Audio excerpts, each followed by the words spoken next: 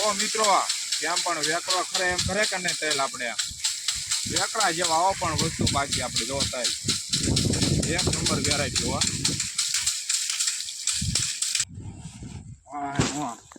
તો મિત્રો જય જવાન જય કિસાન.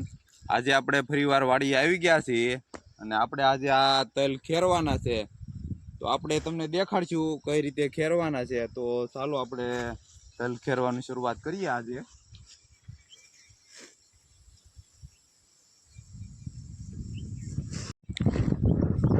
તો ગણપતિ દાદાની જય. આપણે તેલ ખેરવાની શરૂઆત કરી દઈએ. જો આ ઓગો છે, આ રીતે આમ ઢાંકી દેવાનો.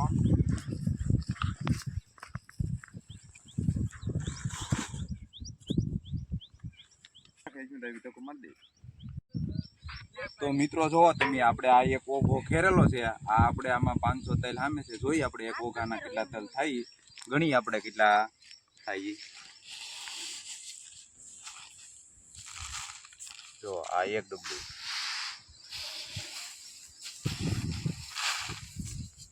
2 3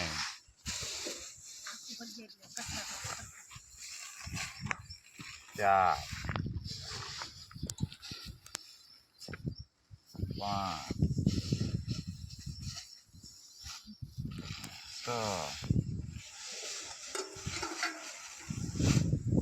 7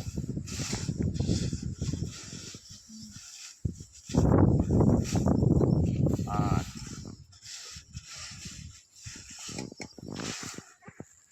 9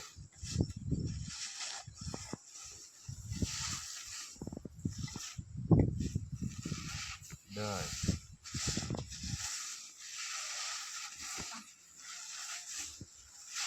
11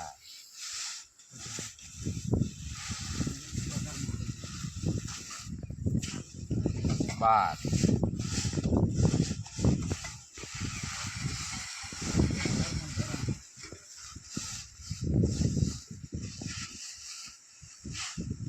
13 મિત્રો. તો આપણે એક ઓઘામાં લીધો આ 13 ડબલા થયા છે 500 ના. તો જોઈએ આપણે ઉતારા મંડળમાં માની તો 20-25 મણ તેલ થઈ જાય આપણે 1.5 વીઘાના. ક્વોલિટી જોવો તમે કેવી સારી છે. જોવો તમે કેમ છે, પણ એક નંબર છે કે નહીં. આપણી આ મહેનત છે. જોવો તમે એક પણ માર્કેટમાં લઈ જાવ એટલે ઊંચા ભાવ આવે તો જ બકે. આપણે આ ઓઘો છે અને આ રીતે આમ ઢાંકી દેવાનો.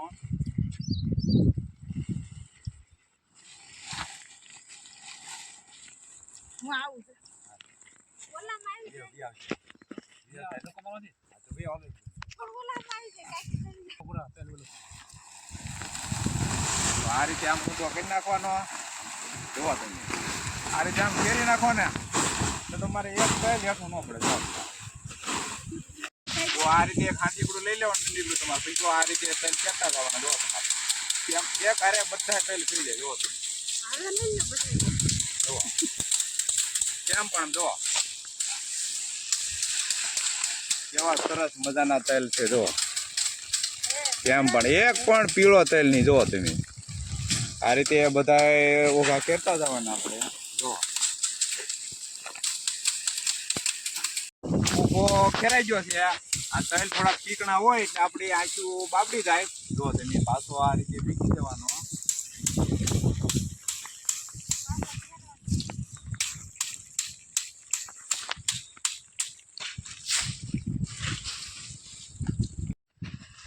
તો ઓઘો ખેરે ને હવે જો આ રીતે આપણે મેકી દીધો. આ રીતે બાંધી દેવાનો જેથી કરીને પવન આવે તો પડી ન જાય.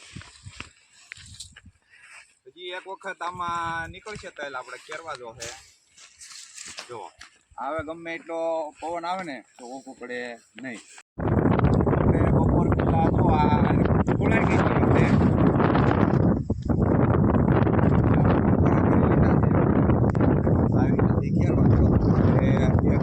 આપણે ખેરવાની.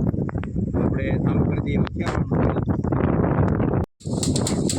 મારો હારો આ દેખાતું ભાઈ દીધું કેમેરા ભાઈ શું કરવું જોઈએ આનું? એ મોઢું ધોઈ આવવાનું શોર્ટ તો હોય નાખ્યું. મોઢું ધોઈ એટલે સારું થઈ જાય.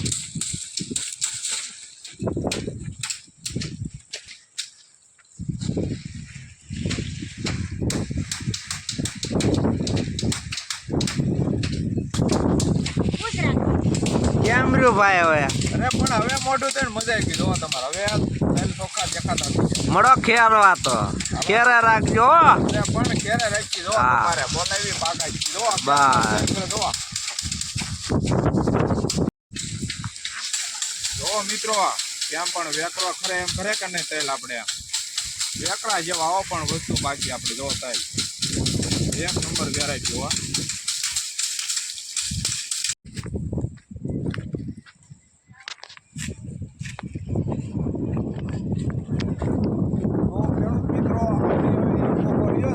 અને સાંજ પડવાનો સમય થઈ ગયો છે તો ચાલો આપણે જલ્દીથી ઓકો ઘેરી લઈએ. ત્યાં ઢાંકી દેવાનો.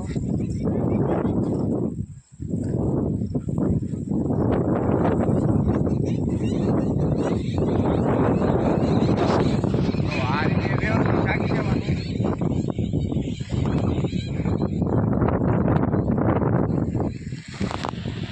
જો આ રીતે બે જણા હતા ને તો આપણે ઓકો આરામથી એક પણ ટાઈમ કર્યા વગર લેવાઈ ગયો છે. આ રીતે આપણા આંખણે લઈને ગયા છીએ.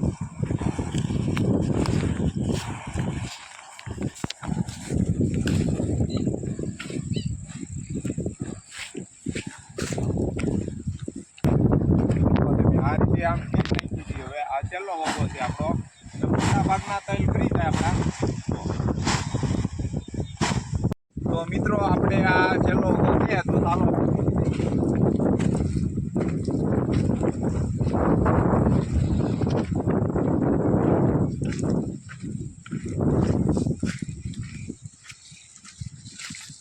તો આ રીતે વઘારી મૂકી દેવાનો. આમાં હજી એક વખત આપણે તેલ ખર્ચીએ.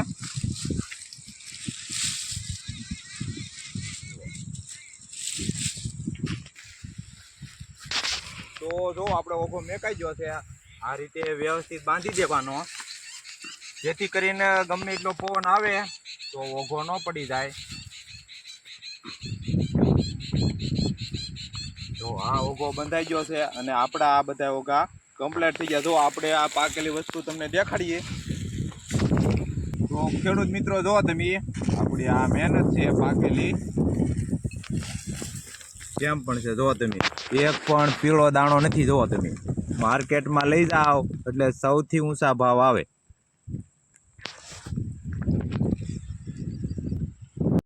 તો ખેડૂત મિત્રો આપણો નેક્સ્ટ વિડીયો આવશે આપણી યુટ્યુબ ચેનલ ઉપર કે આપણે કેટલો ઉતારો બેઠો છે. જો તમે આ પોટકા આપણે કહેવાય ને બળદગાડું ભરાવા મળ્યું છે. આ જુઓ.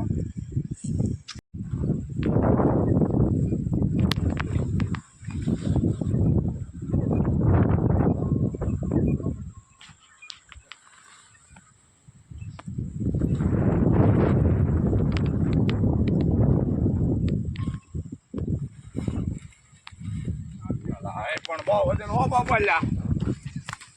ઓય હો જો તમારે